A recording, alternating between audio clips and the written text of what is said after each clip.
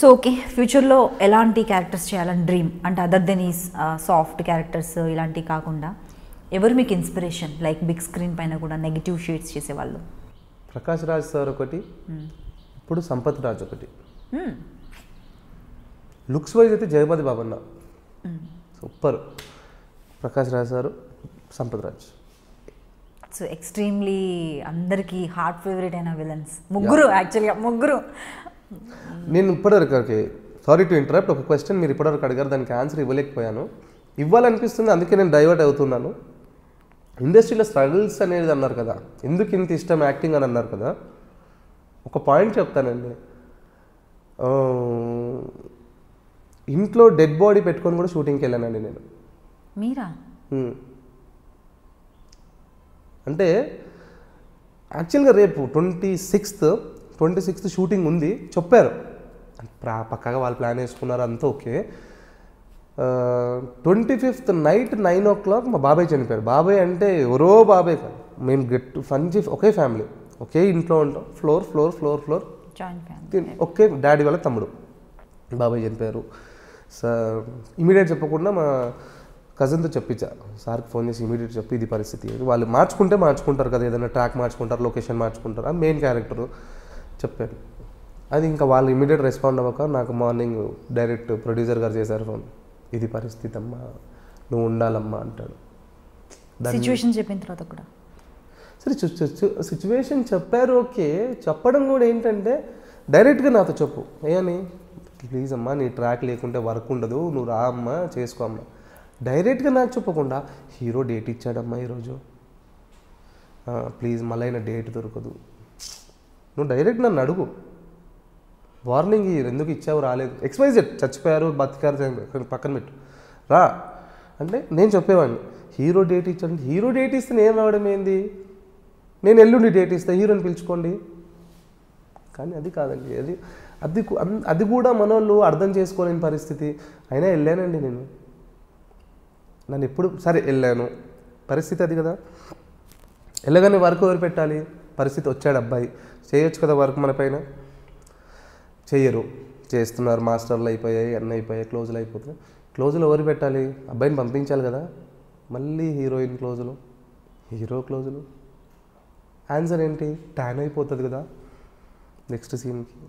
అంటే మానవత్వం ఒకటి ఉంటుందండి బాడీకి, మనిషి. నన్ను ఎప్పుడు పంపించారు తెలుసండి, షూటింగ్ అయిపోయింది, మన తెలుగు సాంప్రదాయం అందరి ఇంట్లో జరిగేదే, అందరు ఫ్యామిలీ మెంబర్స్ ఇట్లా చనిపోయినారు పెడతారు కదా, లాస్ట్ నేనండి ఆ మూమెంట్కి వెళ్ళా.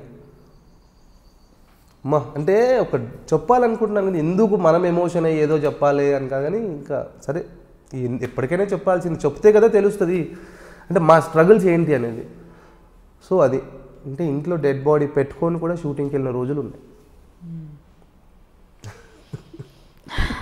అంటే హీరో అంటే ఒక సర్టెన్ క్యారెక్టర్స్ లీడ్స్ అనుకుందాం, హీరో హీరోయిన్ అని పక్కన పెడితే, వాళ్ళకు మిగిలిన ఆర్టిస్టులకు అందరికీ కూడా ఒక వాల్యూ ఉండదా అండి? సీరియల్స్లో కావచ్చు, ఉంటుందండి. ఏంటంటే అది ఎందుకు చావు పుట్టుక అనేది అందరికీ ఈక్వల్ కదండి, దానికి డబ్బు దర్పం దేంతో సంబంధం ఉండదు కదా. అదే అంటున్నాను కదా, మీరు అన్నారు కదా గట్టిగా పేమెంట్ అడిగితే ఇస్తారో ఇవ్వరు, గట్టిగా అడగలేని పేమెంట్ అని. కొన్ని అంతే అండి, ఇది కూడా ఒక పాయింటే. సార్ ఏంటి సార్ అన్నాం అనుకో, నెక్స్ట్ ఉంటామో ఉండమో, నెక్స్ట్ ఆపర్చునిటీస్ ఎందుకు గట్టిగా మాట్లాడుతున్నాడు, ఆ భయంతో పనిచేస్తున్నారు కొందరు ఆర్టిస్టులు.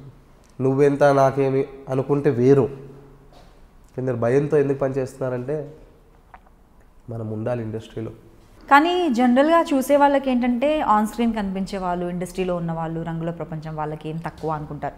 అఫ్కోర్స్ నేమ్ ఫేమ్ ఉండొచ్చు, డబ్బులు కూడా సంపాదించవచ్చు, కానీ దాని వెనకాల ఎంత కష్టపడతారు, ఎన్ని బాధలు ఉంటాయనేది చాలా తక్కువ మందికి తెలుసు. ఇలాంటి ఇన్సిడెంట్ మీరు ఒక్కటి చెప్పారు, బట్ నాకు కూడా ఇంకొక ఇన్సిడెంట్ తెలుసు మీ లైఫ్లో. ఎప్పుడో మీ మదర్ అండ్ మీ బ్రదర్ ట్రావెల్ చేస్తుంటే ఎక్కడికో వెళ్ళొస్తుంటే యాక్సిడెంట్ జరిగింది, మీరు షూట్లో ఉన్నారని. అది ఏంటంటే రీసెంట్ అంటే ఒక స్వాతి చినుకులు సీరియల్ చేసేటప్పుడు, ఏంటంటే అది ఒక 4 days పెద్ద సీక్వెన్స్ అండి. అది షూటింగ్ సెట్ వేశారు, భారీ సెట్ వేశారు ప్రొడ్యూసర్ గారు, పెళ్లి సీక్వెన్స్. అది లాస్ట్ డే షూట్, అది అంటే ఇంకా ఈరోజు చేస్తే షెడ్యూల్ ప్యాకప్, సీన్స్ ఫుల్ ఫ్లెజ్గా కంప్లీట్ అయినట్టు ఉంటుంది మనకి వర్క్. అది చాలా ఎమోషన్స్ అండి. అది 6 to 6, ఈవినింగ్ 6 to మార్నింగ్ 6. అది 6 o'clock అంటే నేను ఆల్రెడీ 5:15, 5:30కి సికింద్రాబాద్ కదండి నేను ట్రావెల్ చేసేసరికి చిల్కూరు లొకేషన్. ఆల్రెడీ కొంచెమే వెళ్ళా, ఒక 5 minutes ట్రావెల్ అయ్యాను, కాల్ వచ్చింది. ఆ రోజు ఏంటంటే అమ్మ ఇంకా అన్నయ్య ఇంకో 4-5 daysలో రాఖీ పండుగ ఉందంటే చెల్లికి మన సాంప్రదాయం బట్టి ఏదో అంటారు కదా, శారీ ఏదో అది ఇచ్చేసి అమ్మ పండగకి రా అని ఏదో రాఖీయో ఏదో వేరే ఫెస్టివల్ వెళ్ళేటప్పటికి ఇంకే చెల్లె వాళ్ళ ఇంటికి కూడా వెళ్ళేటప్పుడే అన్నవాళ్ళు ఆ కార్ నా దగ్గర ఉంది, అన్నవాళ్ళు బుల్లెట్ వెహికల్ కానీ వెళ్ళారు. ఏదో కుక్కట్టం వచ్చింది అని చెప్పి పడిపోతే అది అన్నయ్యకేమో లెగ్ ఫ్రాక్చర్ అయింది, లెఫ్ట్ లెగ్. అమ్మకి రైట్ షోల్డర్ ఫ్రాక్చర్ అయింది. అక్కడ బాధాకరం ఏంటంటే అమ్మ వాళ్ళు పడిన లొకేషన్లో అంబులెన్స్కు టైం పడుతుంది, దగ్గరకు వచ్చి మాట్లాడే వాళ్ళు లేరు. అంటే ఇదంతా మనకేంటంటే వచ్చిన తర్వాత తెలిసింది. అయితే వెళ్ళి నేను ట్రావెల్ అవుతున్నా, ఫోన్ వచ్చింది, అరే ఇలా యాక్సిడెంట్ అయింది. అన్నయ్య ఏడ్చుకుంటూ మాట్లాడారు, అరే ఇట్లా కాళ్ళు ఇరిగింది. ఇంకా అసలు మనకి ఏం అర్థం కాలే, బ్లాంక్ ఏంటి అని. ఇక్కడ ఉన్నారంటే ఆల్రెడీ వస్తున్నా అన్నారు. అప్పటివరకు బావ వాళ్ళకి ఇన్ఫర్మేషన్ వెళ్ళిపోయింది. ఇంకా కొద్ది దూరంలో బావ వాళ్ళ ఇల్లు, చెల్లె వాళ్ళ ఇల్లు. ఫోన్ వచ్చేసి బావ అన్నాడు, అరే నేను తీసుకొస్తున్నాను. ఉప్పల్ ట్రాఫిక్, సాయంత్రం 5:30 ట్రాఫిక్, భయం వేస్తుంది, ఏడవాలనిపిస్తుంది, భయం వేస్తుంది, ఏం అర్థం కావట్లేదు. అంటే అప్పుడు అనిపించిందండి నా లైఫ్లో నా కుటుంబానికి మాకు కూడా ఒక అంబులెన్స్ అనేది ఉందా అంటే మేము అంబులెన్స్లో ఎక్కుతామని కోరుకోవద్దు ఎవరికి, అంటే నా కుటుంబం కూడా ఎక్కిందా అంబులెన్స్లో అనుకున్నాను. వచ్చారు. నేను ఆల్రెడీ ఇంకా నాదేమో కారులో ఏమనుకోతాం, ఏ గల్లీలలో తిరుగుతాం కాదు, ఇదే నాదో ఒక ట్రాఫిక్ జామ్ అయింది అనుకో, నేను ఎటని పోయాను. హాఫ్ వేలో మళ్ళీ వచ్చేసాను. ఏ అంబులెన్స్ కడితే అండి సీరియస్గా ఆ రూట్లో ఏ అంబులెన్స్ అని చప్పుడు వస్తే ముంగడు వెళ్ళి జరుపుతూ ఉన్నాను. కొందరిని అయితే కొట్టానండి సీరియస్లీ, నూకేసి బండి జరగండి అనేది. అంబులెన్స్ వచ్చింది, అలా ఇంటికి వచ్చిందండి. ఇంకా అర్థం కాలేదు. ఇంకా నేను ఒక చంటి పిల్లని అయిపోయా. ఇద్దరిని చూసేసరికి ఏడ్చుకుంటూ నడు. నాకు క్రిటికల్ సీజన్ అంటే 2 బెడ్లు, ఇటు వెళ్ళాలా అమ్మ అయిపోయిందా, ఇటు వెళ్ళాలా అన్నయ్య, ఇటు తిరిగి ఏం అర్థం కావట్లేదు. అమ్మది డాక్టర్ రాశాడు, అమ్మ డయాబెటిక్ కదా, రాసుకొని ఎంఆర్ఐ టెస్ట్, ఈ టెస్ట్ అయితే సార్ ఇది రెడీ అవుతుంది, ఈ టెస్ట్ తీసుకొని వెళ్ళి ఆ రిపోర్ట్ వచ్చిందా, ఈ రిపోర్ట్ వచ్చింది. ఆ పరిస్థితిలో షూటింగ్ కాల్ కూడా కంటిన్యూ అవుతుంది నాకు. అన్న ఏమనుకోకండి అన్న అంటే అక్కడ డైరెక్షన్ డిపార్ట్మెంట్ ఫ్రెండ్లీగా ఉండి రాజు అన్న ఏమనుకోకన్నా ఏంటి పరిస్థితి అమ్మ బాగుందా అంతే తప్పితే, అంటే నన్ను వర్షన్లో అర్థమవుతుంది నేను రావాలి అంటే ఉండాల్సిన, డైరెక్ట్గా చెప్పలేరు వాళ్ళ పెయిన్. ఫ్రాంక్గా చెప్పాలంటే అక్కడ నేను ఉండాల్సిన సిచ్యువేషన్ అండి అది. అంటే అదేంటంటే నేను స్వాతి చినుకులో నేను చేసిన క్యారెక్టర్ నా కూతురు పెళ్ళి, అది ఇమోషన్ బాండింగ్ సీన్స్ అన్నీ ఉన్నాయి, నేను ఉండాలి. అన్న ఏంటన్న పరిస్థితి అన్న ఏం చెప్పలేను అన్న.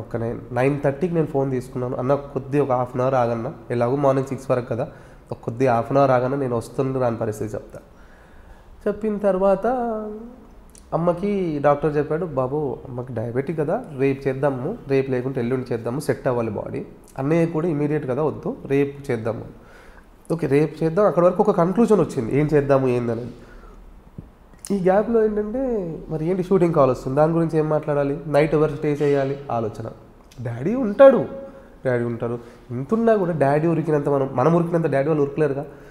సరే ఉంటాడు, ఏంటి ఫుడ్ అయితే ఏం తినరు. అదే నేను షూటింగ్కి ఎలా వెళ్ళానంటే అమ్మ వాళ్ళకి అనస్థీసియా ఇస్తాం కదా, అనస్థీసియా ఎన్ని అవర్స్ ఉంటుంది అంటే 4-5 hours ఉంటుంది. అనస్థీసియా ఇచ్చిన ఒక 15-20 minutes తర్వాత వెళ్ళి షూటింగ్ చేసుకొని మళ్ళీ వచ్చానండి. అంటే దీన్ని బట్టి ఏంటంటే షూటింగ్ ఎంత పిచ్చి, ఎదగాలనే ఒక కసి.